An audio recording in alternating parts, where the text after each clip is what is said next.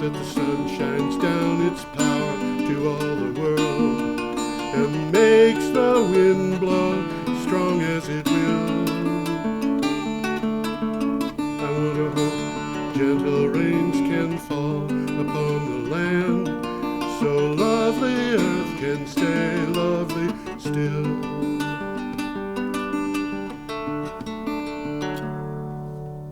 Hello, ladies and gentlemen. Welcome to the 352nd edition of Energy Week. Time flies when you're having fun. With George Harvey, the inconsequential George Harvey, and the amazing Tom Fennell.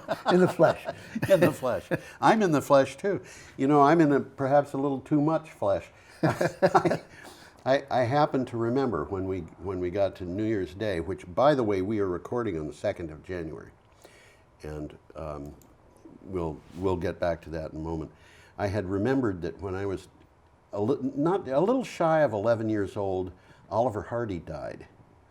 Oh, and I said to my mother, how old was he? He wasn't very old. And she said he was probably about 65. Uh-huh. And I said, that isn't very old to die. And she said, yeah, but heavy people die young. That's what she told me. There is a tendency there. Yeah. So I always expected that I'd probably not live to be 73, and that being the case, I didn't expect to live to 2020. Anyhow, what we're going to be doing here is telling you all the most important news that we gathered from on energy and climate change since December 19th. We did a show on December 19th for the week previous, and then we did a second show on December 19th for the year in review. The year in review, because we couldn't do a show the day after Christmas because the studio was closed for the week. Well, you can't do it when the studio's closed. You could figure it out. But nevertheless, the result of that is that this week we're going to be doing a show that covers 2 weeks instead of one. So the days in this week are going to have one or two items, and we are doing them starting December 19th. They will be a little bit abbreviated over what we usually do, just because there's a lot of them. Yeah.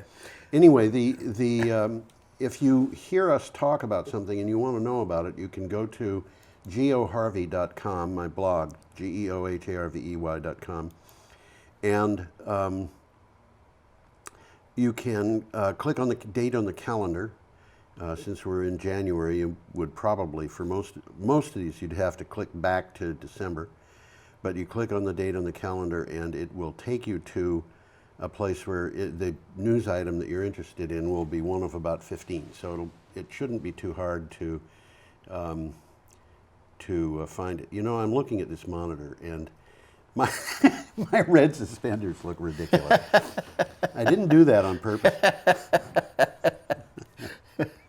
Anyway. Well, I usually about this time pipe up saying that I read these things, and some of them are very well worth following up on. Some of the stuff that we're going to be talking about. I'll try to caution you. Yeah. You know, that it's worth looking at.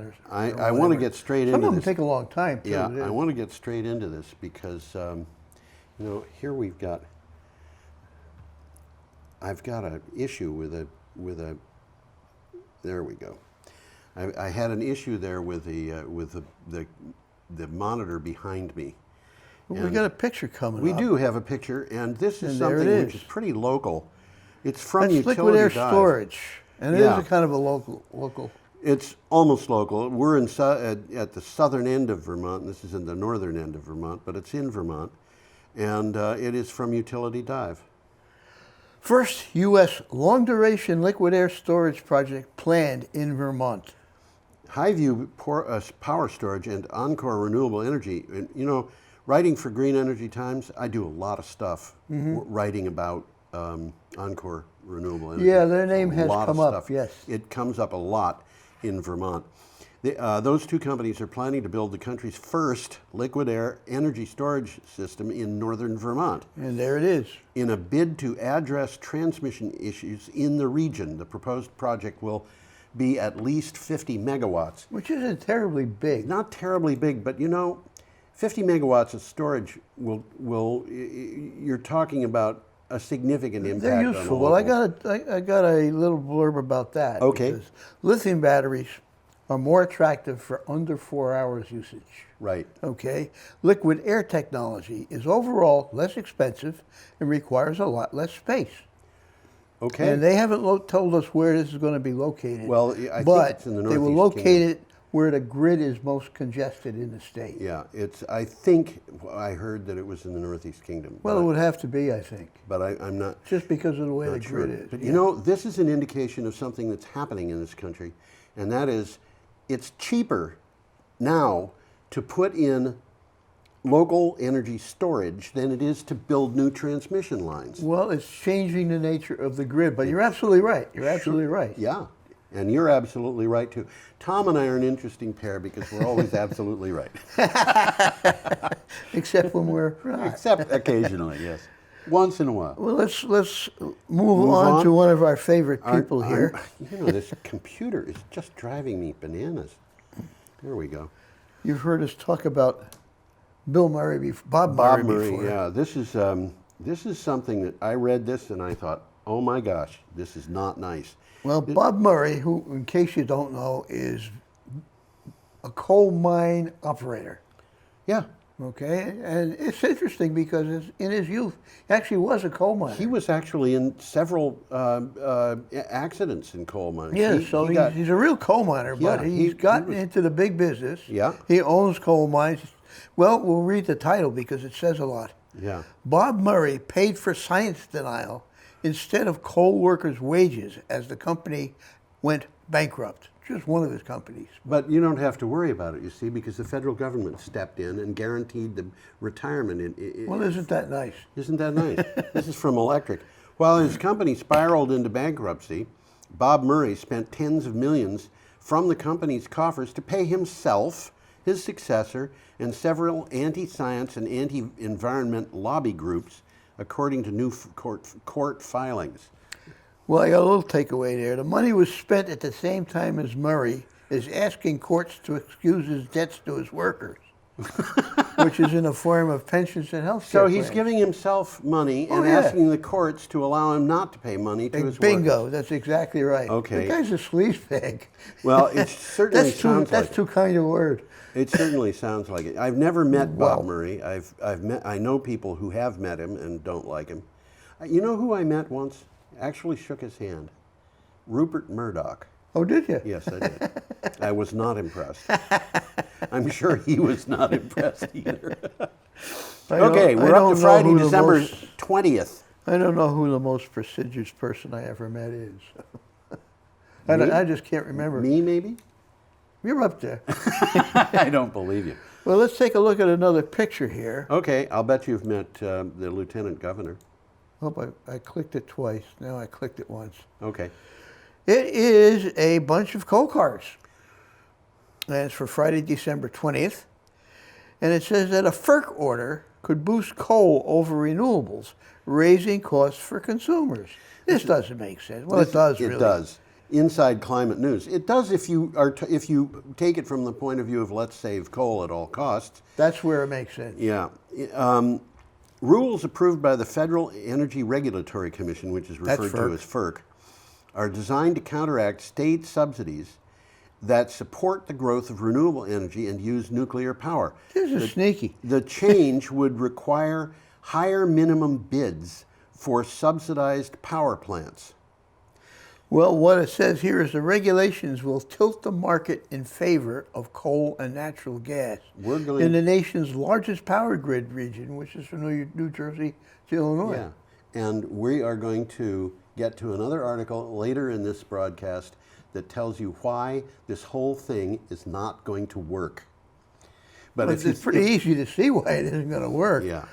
I mean, if you think about it, coal is dead. If you've got subsidized solar power coming to the grid and it's subsidized at 2 cents per kilowatt hour, and you say, okay, I'm not going to bid 2 cents per kilowatt hour, I'm going to bid 4. Well, you're hitting the minimum that they've got, and you're still below the cost of natural gas and coal. Yeah. So it's not going to work. Well, it's the economy, stupid. It's the economy, stupid. That's right. Unfortunately, I don't like the stupid part at the end. Okay, gang, this is the economy at work here. Should we go on? Yeah. We're up to Saturday, December 21. We're just cruising through these because we have fewer things every day. This is an interesting article. Yeah. Scientists created a new sponge that could clean up oil spills. Yeah. The secret to cleaning up water contaminated by oil may lie in the cheap, common polyurethane foam used in mattresses, enhanced by a special coating.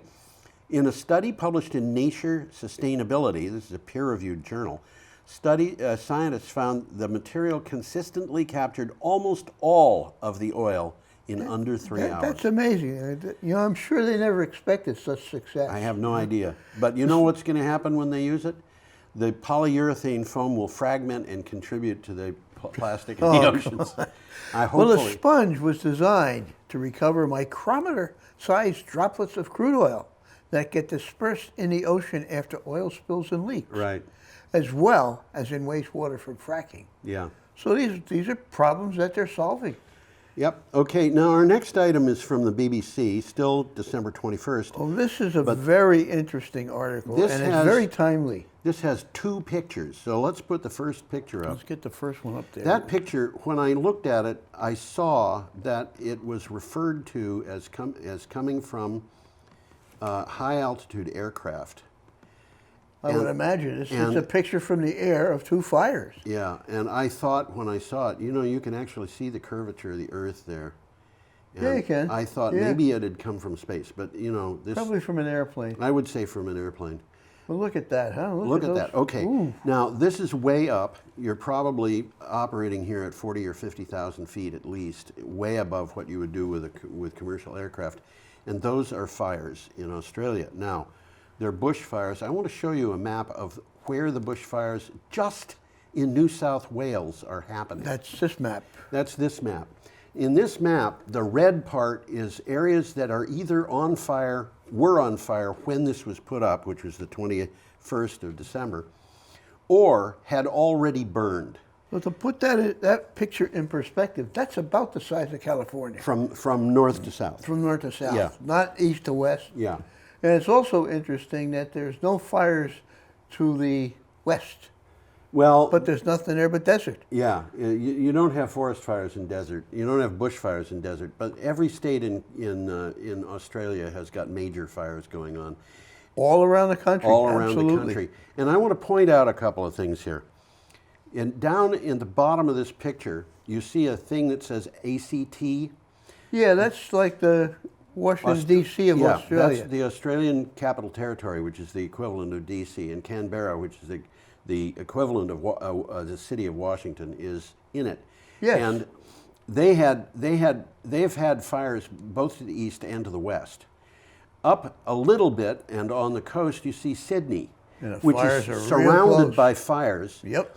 And those fires, some of them are like 75 miles across, and Sydney is probably 35 miles from them. And Sydney is a city of 5 million people. And you know, the map doesn't really demonstrate that. No, and in the news today, you know, the Prime Minister of Australia, who was under fire because during all of this he went to Hawaii for a vacation. He came back, and for the first time he went to a town that had been overrun by a fire, and he met people who were there, and he grabbed a woman's hand and said, "How are you?" And she said, "I'd rather shake your hand if you were doing something about the fires." And he had nobody in that town had anything good to say about him. They all wanted him to deal with climate change because Australia is having its 2019 was the hottest year ever in Australia. The average temperatures were 1.5 degrees Celsius above normal.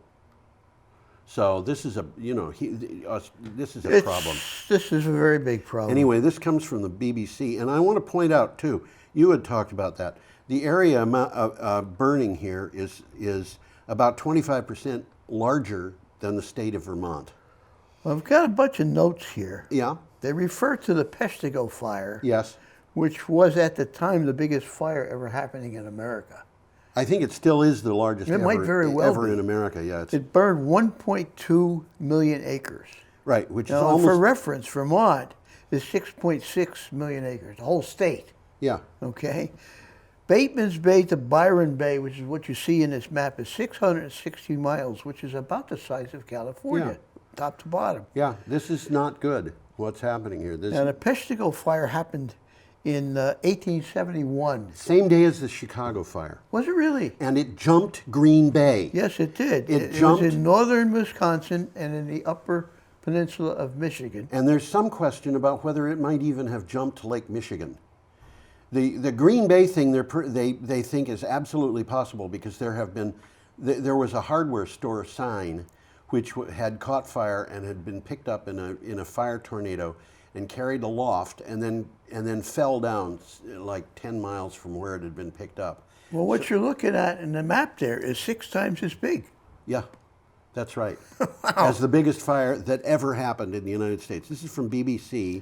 Well, and- this is what the article says. Yeah. Australia Fires, a visual guide to the bushfires and extreme heat. And you're looking at the visual guide right You're now. looking at part of it. There's a bunch of pictures in this. It's a very interesting and grim article, and if you look it up, you're going to be reading it for an hour.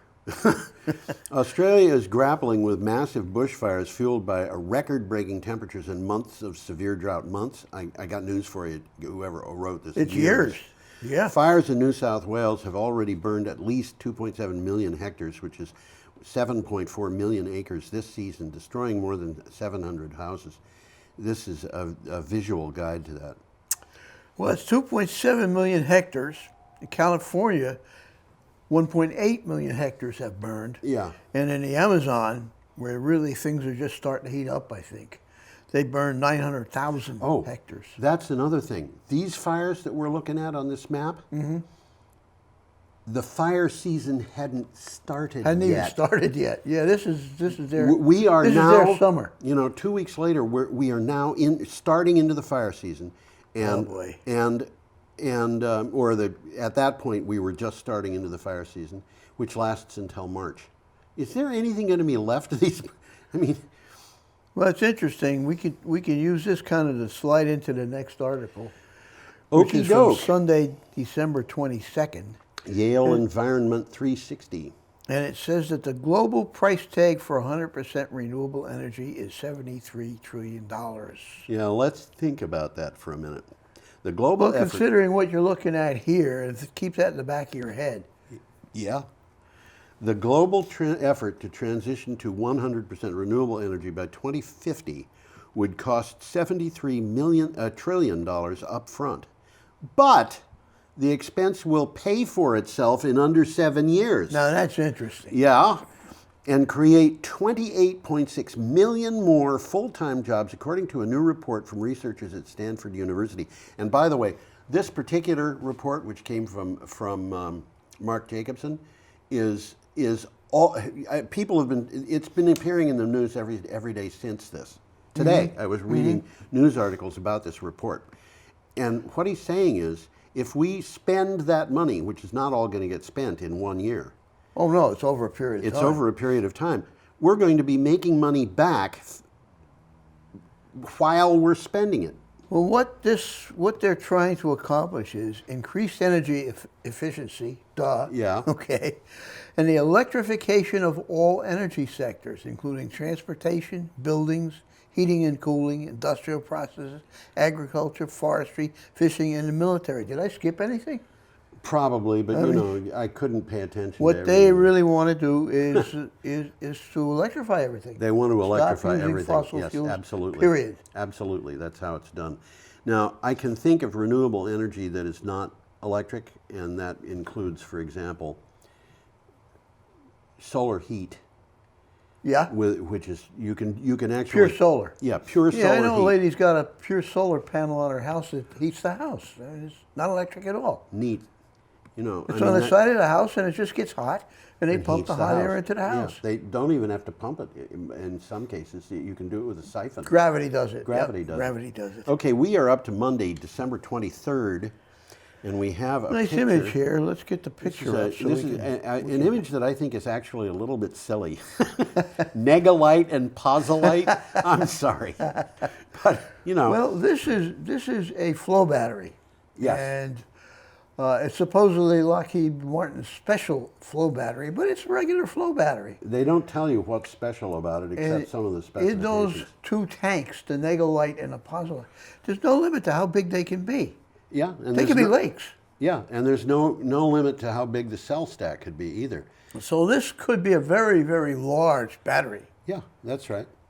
It could be a very large battery. All right, let me read this. Why don't you read the title? Yeah, Lockheed Martin tests innovative flow battery technology. This is from Clean Technica. Lockheed Martin announced that it is partnering with TC Energy to develop new energy storage systems based on Lockheed Martin flow battery technology. They say the ingredients are not toxic, that's important, good, that's good. or expensive, That's that's good, too. but have sufficient energy storage capability to be commercially viable. And you know that toxic and expensive parts are That's important. the two things that are holding flow battery back.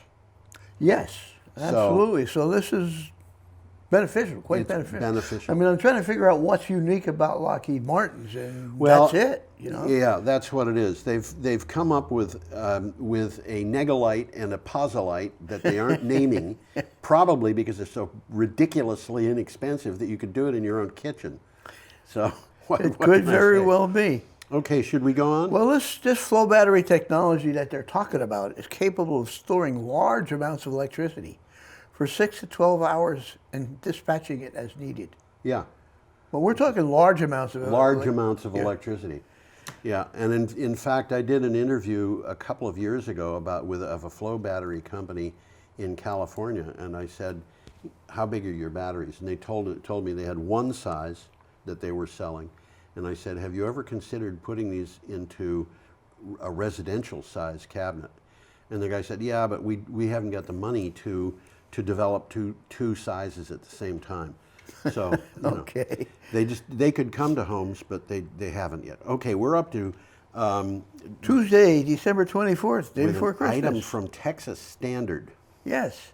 Renewables are a bright spot in Texas's tumultuous energy market. A survey from the Federal Reserve Bank of Dallas estimates that about 8,100 Texas oil and gas sector jobs might soon disappear in another oil downturn. That could happen. Could happen, but it's not all bad news, especially for the renewable energy market.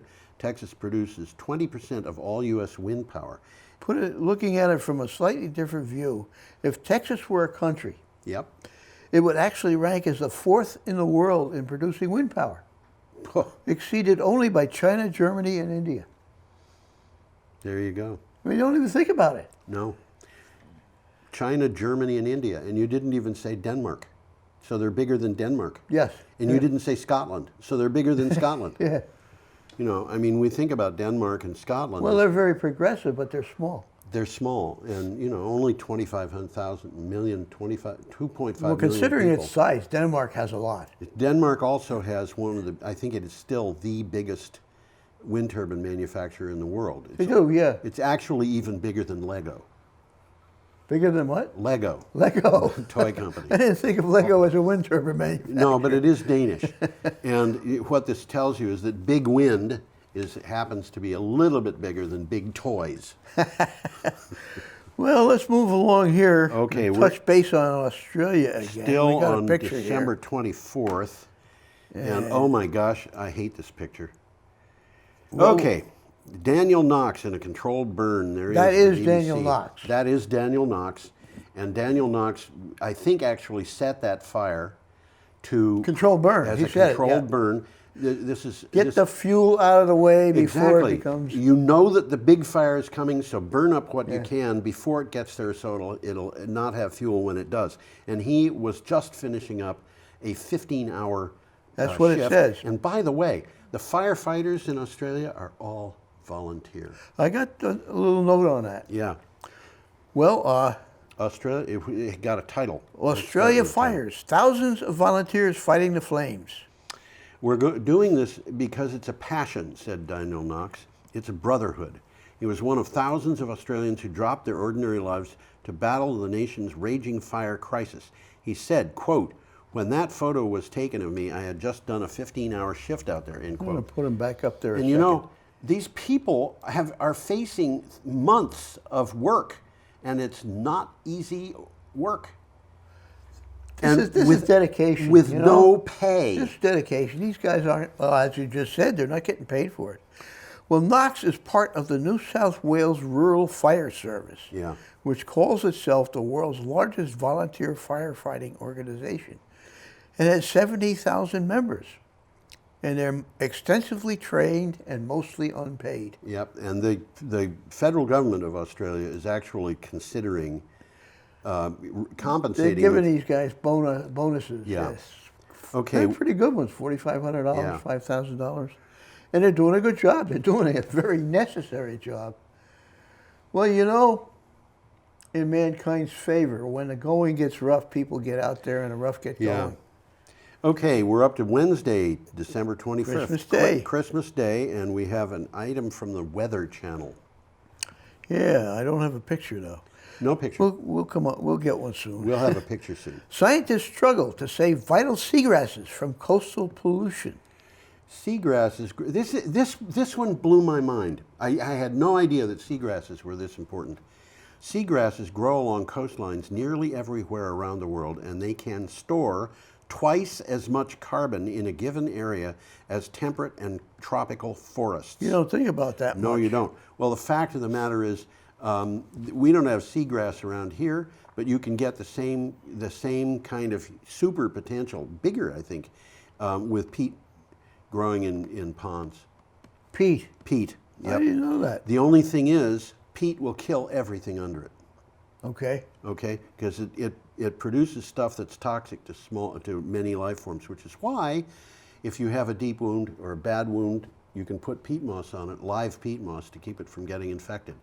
Oh, Okay, over 70 species of seagrasses in coastal habitats are among the most poorly protected species. We kind of disparage these things, and they're really important. They are. Well, this is some of the reasons why they're important. They provide food and shelter Yep. for fish, shellfish, sea turtles, Lobsters. lobsters. They blunt the impacts of ocean acidification, reduce coastal erosion, keep the water clean. Yeah.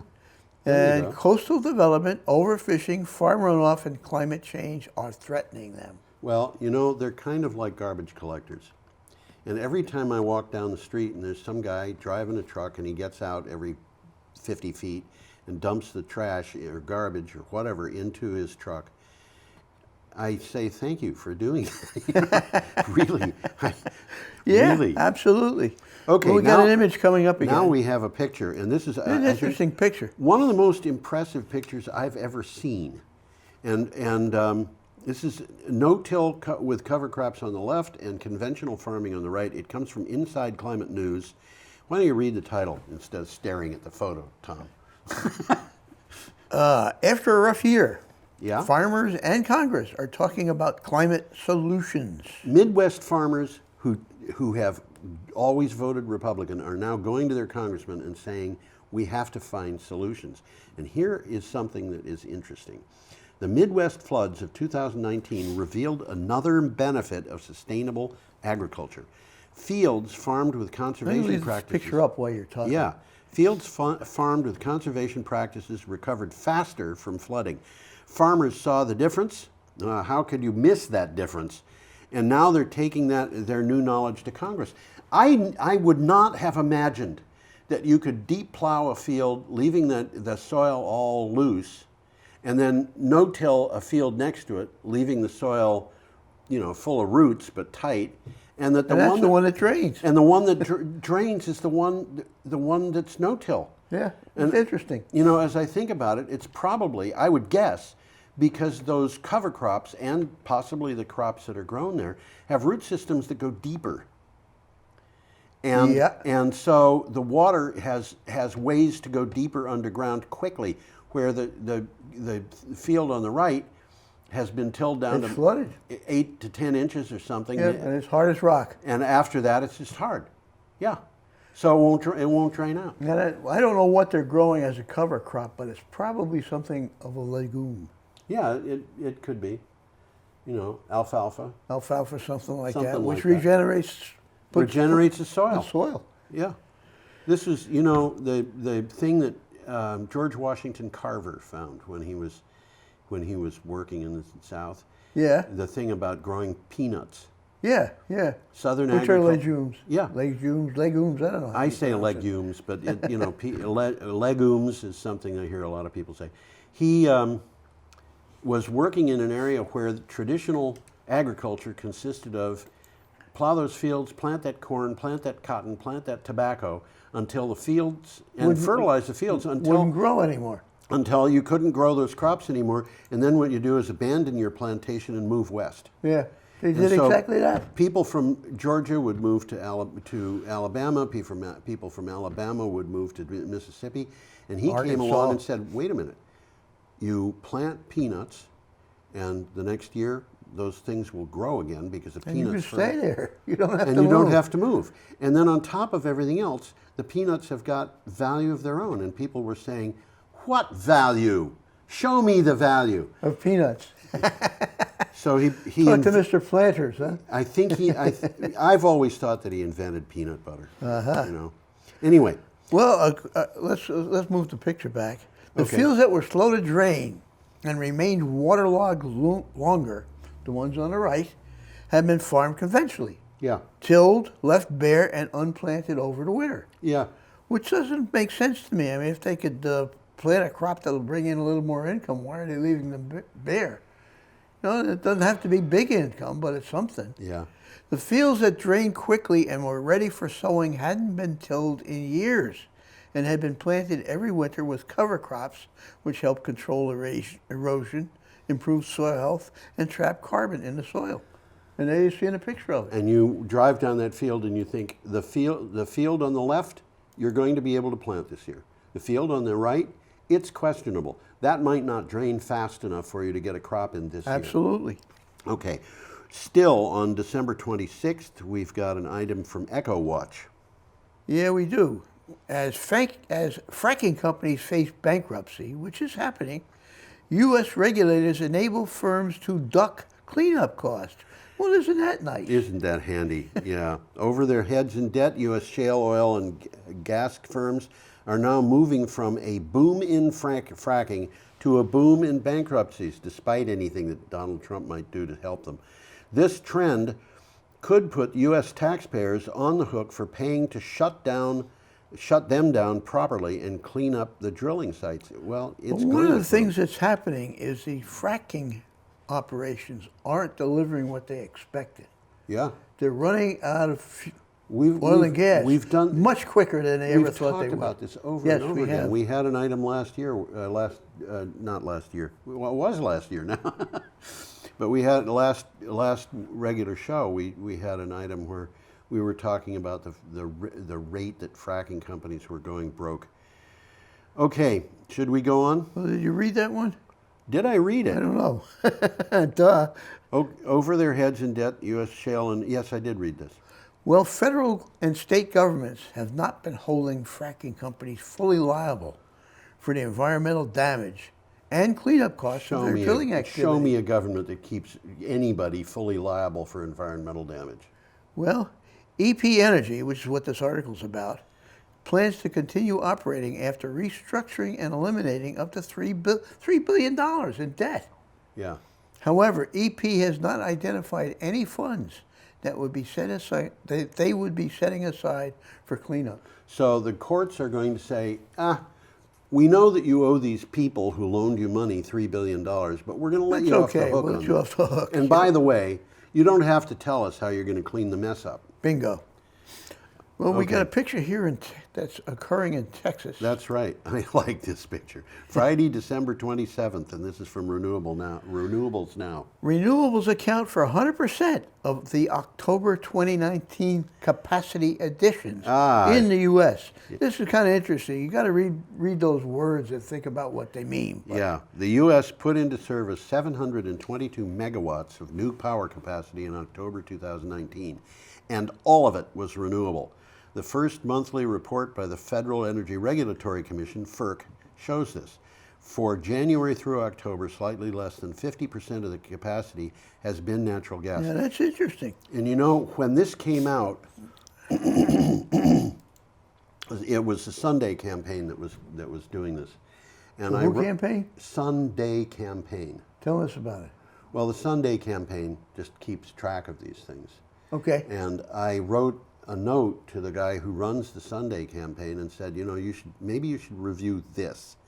And the thing that I told him was the same reports that he was referencing in these things, which are the FERC reports, show that the amount of natural gas proposed for facilities proposed for construction in terms of the number of megawatts that is proposed for construction has been declining very, very rapidly. Yeah, absolutely. And if it continues at its current rate, there won't be any natural gas plants proposed in 2023. Well, from the article, in year-on-year terms, natural gas installations halved. Yeah. Okay, wind grew by 26%, and solar fell by 23%, which is interesting. Because of the It's the tariff, isn't it? tariffs. Yeah. Interesting. Those tariffs cost the solar industry more jobs than there are in the coal industry. Did they really? Yeah. Wow. Okay, we are up to an item from iNews. And this is Which I just Saturday, lost. December 28th. Ah, there you go. Thank you very much for that. And it says, from global warming to plastic pollution, this was the decade when people learned the planet was facing a climate emergency. A Frenchman is credited with being the first to discover the photovoltaic effect that produces electricity from sunlight. The first solar panel was built in the United States. But when Abu Dhabi decided to build the world's... I got different stuff here. Okay, where are you? Oh, I'm sorry. I'm reading it wrong. Global warming... This is number 14. Number 14, global warming to plastic pollution. I'm sorry. We'll get to that one. We will. Hold on, we'll get there. This was the decade when science demonstrated climate change is happening beyond any reasonable doubt. Record high temperatures, droughts, floods, and storms are all plainly visible to anybody who looks. And there's no reasonable doubt. There really No, isn't. absolutely not. That's just what this article is saying. In November 2019, 11,000 scientists from around the world published a study warning clearly and unequivocally, it's their words, that planet Earth is facing a climate emergency. How did the Chinese trick all these people? Best fraud's ever been perpetrated on the world. Yeah, right. I can think of better frauds. Let's move to Antarctica. Okay, let's do that. This is an item from The Guardian, and we do have a picture. And that's Yeah, we do. Rather nice picture of a glacier or iceberg. Well, that's a big glacier. that happens to be falling apart, but nevertheless, go ahead, Tom. Submarine to explore why Antarctic glacier is melting so quickly. Yeah. An international team of scientists at the Thwaites Glacier in Antarctica is preparing to drill through more than half a kilometer of ice. Half a kilometer is, about a third of a mile? Yeah, about that. Yep. Into the dark waters beneath. They plan to lower down a torpedo-shaped robotic submarine to explore with hopes of finding out why it's melting so fast. Yeah, this particular glacier, well, I'll mention where it is. It's on the coast of Marie Byrd Land. Right. Okay, which is named after Admiral Byrd's wife. And we all know where that is. It's a large pie-shaped state, if you call it a state, in southwestern Australia. How in the world is anything in Southwestern Australia, Australia. southwestern Antarctica. How do you call something southwest when it's on Antarctica? Well, I was thinking that same thing too. The Okay. Florida-sized glacier is melting rapidly. Yeah. Since the 1980s, it has lost an estimated 540 billion tons of ice. 540 billion tons. And it's melting rapidly. They're trying to figure out why. Scary. Yeah, it's actually just more of the same thing that's going on in Greenland and other places. Stuff like that. Okay, we're up to December 29th with an item from the European Sting. And this is the first time I had read anything from this particular site. Aha. And you know, whenever I come across a site that I have not visited or haven't visited recently, even, I have to check to make sure that a person on a different computer can open the link that I put in. Yes, yes. So there's Very a- rarely, but once in a while I've been unable to. The reason it's rare is because I check them. But you know, one of the things Well, they that- change sometimes. they change them. I had one go up, and I just happened to click on it before I saved my blog. Yeah, Couldn't find it. It was gone already. It was already gone. And that was like BBC that had done that. Okay, got a title? The future of energy is being shaped in Asia. Here's where I say the Frenchman is credited with being et cetera, et cetera, et cetera. Yeah, that was But- Becquerel, by the way, in yes, 1839. yeah. Long time ago. He had a unit of measure named after him. Yes, I don't know what it is, but you're right. I think it has to do with radioactive power. I don't know. I haven't. I'm not sure. I don't remember. You are right, though. When Abu Dhabi, having preceded this with, you know, the Frenchmen invented photovoltaic, the Americans produced the first panel. When Abu Dhabi decided to build the world's largest individual solar power plant, they looked east for help to China and Japan. Why did they look to China and Japan for help? Well, I got an answer you to have an that. explanation. Asia, more than any other region on the planet, and China, more than any other nation, currently represents the future of solar energy. Okay? And are at the heart of ensuing industry-wide transformation from fossil fuels to renewable and nuclear energy. Yeah. They're on the ball. They know what's going on, and they're working on it. And we're not. We've got a trade war going on against China, and they're eating our lunch. You know, this Well, is, you know, they do something that we should be doing and aren't doing, and that's called planning. planning. Yeah, this I is mean, a free market. We're supposed to have a free market where anybody can do anything he wants. You know, we don't have to plan. We don't have to plan. Of course, in a free market, you don't have anybody keeping track of the environment either. No. You can make money on the environment, but who pays for it? Okay, our we got a next nice item picture has a coming very up there. cute picture. I'll put the Isn't that picture a up. cute picture? That is a spoon-billed sandpiper, which is, by the way, a very rare bird. There's about 100 of these birds left in the world. You can just see the spoonbill there. Yeah. I thought it looked like a duckling till I looked at it closely. Yeah, and you look and the front of the bill is wide, but the back of the bill is not. And that Well- bill will get longer. The bill is actually pretty long. I think it's just the angle that it was Could be. photographed from. Very cute bird, but there's only about 100 of them. They live Not in too many. central Siberia. And the article asks a good question. With 1 million species at risk, what do we save? A decade-long project to save one of the world's most endangered birds has finally found success as 2 chicks hatched. But an estimated 1 million species at risk worldwide and nothing like money and resources to save them all. How do conservationists choose the few they can save? Well, you could say, okay, let's choose the cute species. So that's exactly what's happening. By the way, this is a neat article. I would recommend people look it up. But we do have the problem of triage Well, here. I'm just about to say that. Conservationists are competing for limited resources. Yeah. Okay? A lovable icon, something people can get behind, can mean conservation projects are able to raise money Yeah. and plow resources into protecting a habitat. So- that's part of the story of why rhinos, elephants, and orangutans have very deliberately been made the poster species for conservation. Right. We love elephants, you know? We love orangutans. I'm not sure I want to get near an orangutan. And I petted I'm talking like an in elephant pictures. at a petting zoo when I was a little kid. Did you? Yeah. They have very stiff hair. Do they really? Yeah, it's very sparse over them, but you know, it's very stiff hair.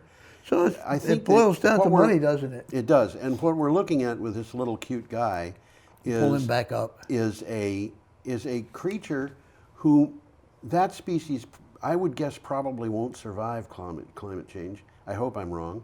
But There's very few of them left now. yeah, but Then they've had a hard people who- time getting eggs to hatch. yeah, and people who look at that can say, okay, that species I can get behind. I'll give these Yeah, people that's exactly what the article $100 says. Yep. to help, and that $100 could go to saving a species that A you know, snail. or an earthworm. Yeah. And we've invasive earthworms, and they're destructive as all get out. Oh. Yeah. They are, what is it? My landlady calls them, they're hyper earthworms. They're big. They're Never really heard that big, one. extremely active, Yeah. and they eat all the leaves in the forest, leaving castings that are turned into methane by microbes. I hadn't heard of that one. Bad news. Not- and not they good. drive the other earthworms away. Okay, we're up to December 30th. Well, we got a picture coming up here, We do. December 31st. And Yep. where is the picture? Where is the picture? No, do we have a picture? 10 a.m. We're on item 18, Green New Oh, Deal. we're on 18? Yes. Aha. I skipped one. Monday, December 30th. Green New Deals for the world are green good deals. Now, I talked about Mark Jacobson. Yeah. This is another one of the articles about the same report that he did. Okay. The world leaders at the UN Madrid climate talks failed to agree on a path forward. The core of the problem is the belief by some leaders that solving global warming will be expensive and drain economies of their countries. Well, However, it will be expensive, but it's not going to drain it's not their going to drain the economies, economies. as we It's already actually spoke going to. to. It's going It's gonna to pay for itself, and what, it'll 7 years? make those economies much more prosperous. The new research indicates that the belief that they're going to drain the economies is incorrect. So that's wrong. Yep. And Okay. what this article says is solving the problems is much cheaper and creates many more jobs than not solving them. Yeah, and Duh. what is the United States doing? It's bet the piggy bank on obsolete technology continuing to be important. I'm sorry. Unfortunately. Yeah, we are up to Tuesday, December 31st. Now we got that picture coming Now we've up, got this horrible picture. which isn't a very exciting picture. If I- It's a depressing picture. Come on, you. Come on, put it up, Tom. Put it up. Don't double click. That's 10 a.m., would you believe? Yeah, in Malakuta, Malakuta, is Victoria. in Victoria. Australian wildfires force thousands to flee to the beach. This is from CNN. Thousands of people have taken refuge from wildfires fires on a beach in southeast Australia as fires swept through the town. About 4,000 residents and visitors. The town usually has about 8,000 visitors and 1,000 residents at this time of year, but many of the visitors had already left. They were vacationing. Beautiful town. These people were forced to evacuate Malakuta, Victoria. Roads had been cut off and there was no way out in or out of town, so they went to the beach. And the beach was where the local emergency people had said, if we get to this point, which they knew could come, they said, This is where you go. This is where you go. Go to the beach. So they've been hiding at the beach, hiding from the fires. And that picture shows what the beach looked like. Remember, this is summer. And these people were there to go sunbathing and stuff like that. That's what it looked like at 10 10 o'clock in the a.m. morning. because of the smoke going overhead. I've seen a lot of other pictures which are not as dark as that. But today, authorities, this happened on the 31st. Today is the 2nd of January, so it was 2 days ago. The Australian government is sending a Navy ship down that can Yes, to pull these people off pull the beach. people out, and it's removing that one ship. I think must be a cruiser. Either that or it's some large kind of supply ship. Because more likely. they're taking out 800 people. Yeah, on they each got to ship. have a large.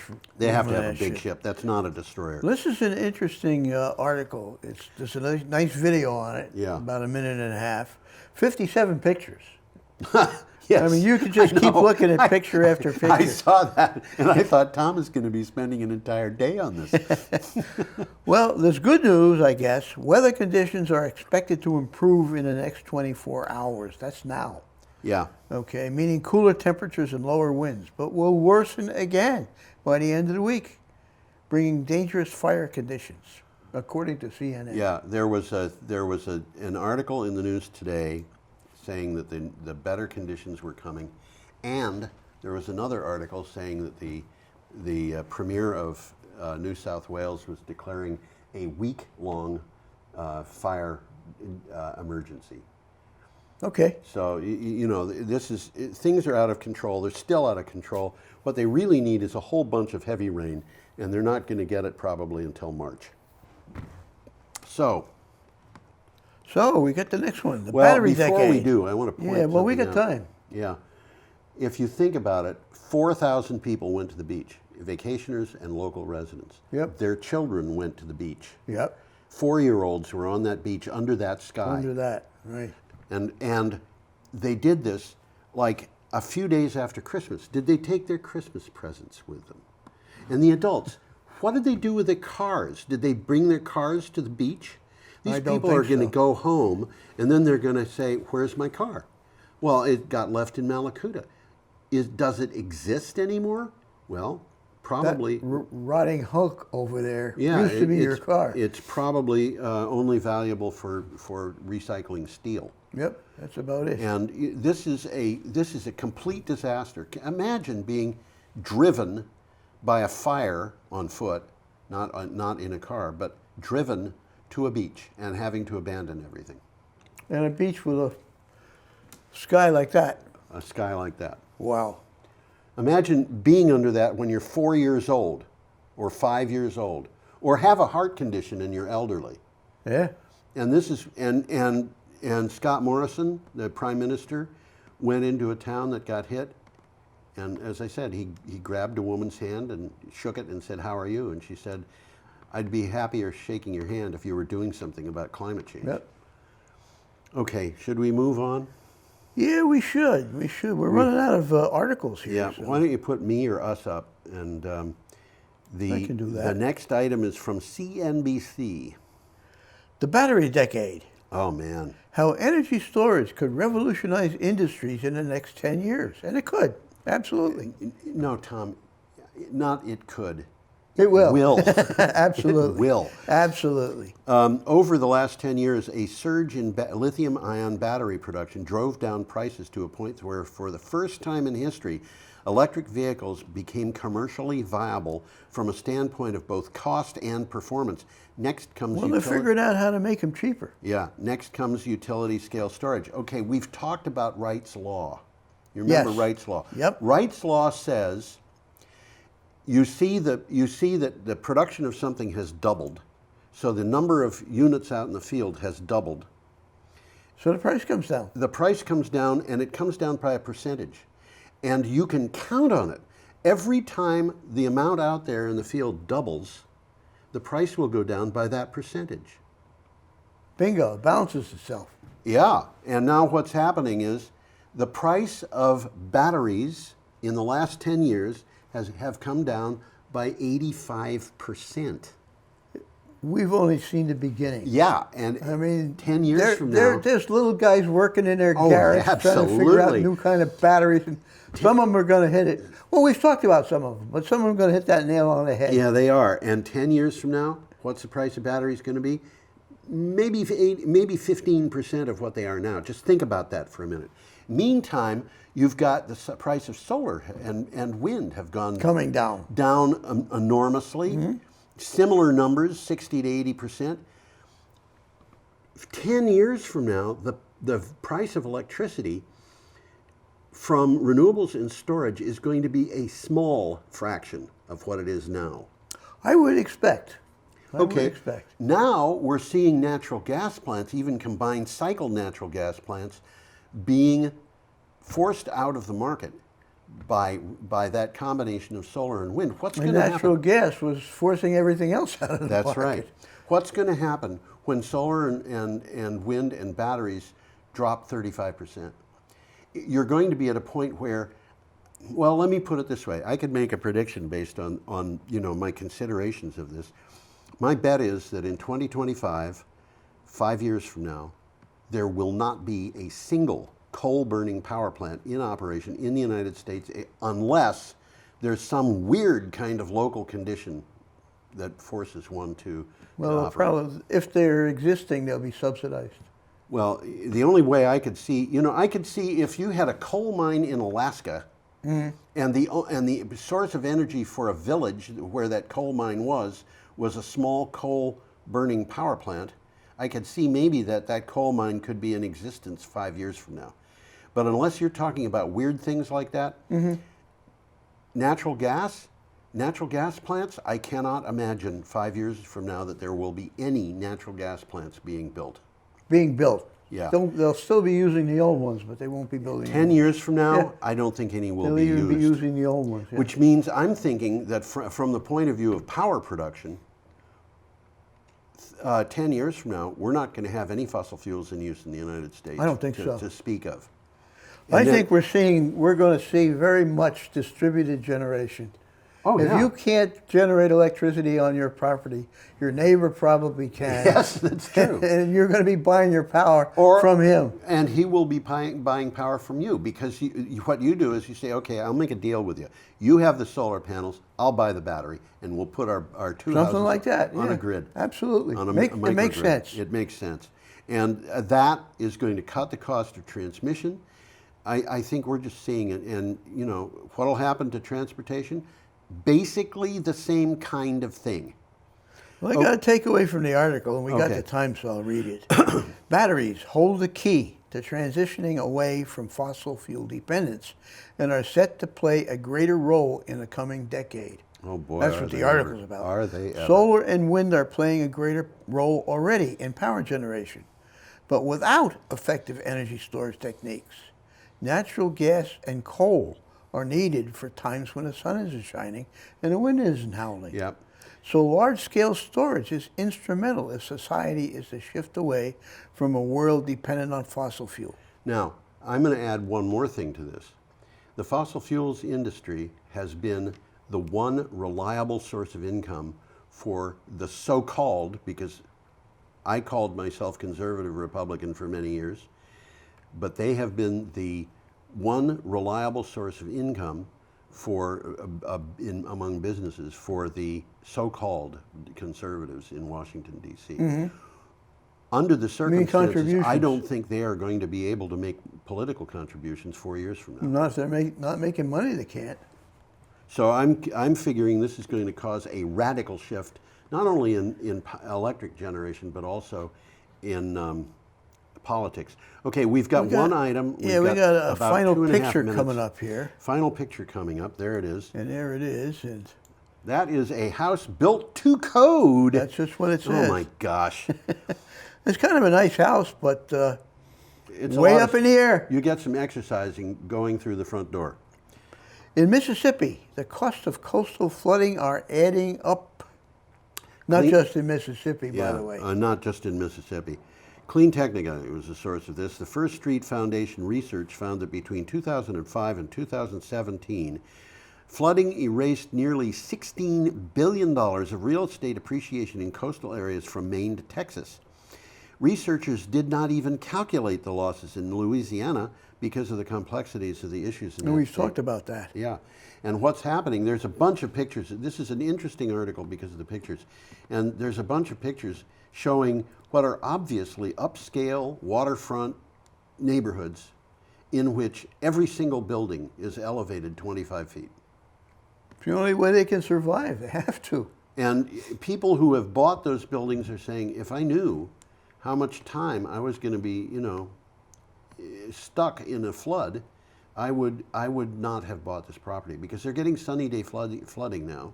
Yes, they are. And the result of that is you could have a beautiful house with a beautiful view, but if you're going to want to drive when the new moon is full and the tide is high, You ain't going to be able to do it. you're going to have to, at best, drive through salt water. Do you want to replace your Mercedes every year because it's rusting out? 45 years old, haven't done that yet. Okay. Well, one of the problems here is flood insurance costs represent a great share of the annual housing budget. We've talked about that. Flood Yeah. insurance is getting very expensive if there's a likelihood of it flooding. Yeah. Okay, we should probably put ourselves up on this so we can say goodbye. Oh, why not? Why not? I think And I can do that. The sign says, have a perfectly lovely week. I've been experimenting with ways of saying have a good day, and I've come up with a new one every day. I haven't noticed it. Well, if you actually go to the blog at the bottom, I think Oh, okay. today, you like have an impressively sunny day or whatever, Anyway, from the inconsiderable George Harvey and the amazing Tom Fennell, have a good week. See you next time. Or See you next you'll time. see us, I guess. Huh? We don't see you. You'll see us. Yep.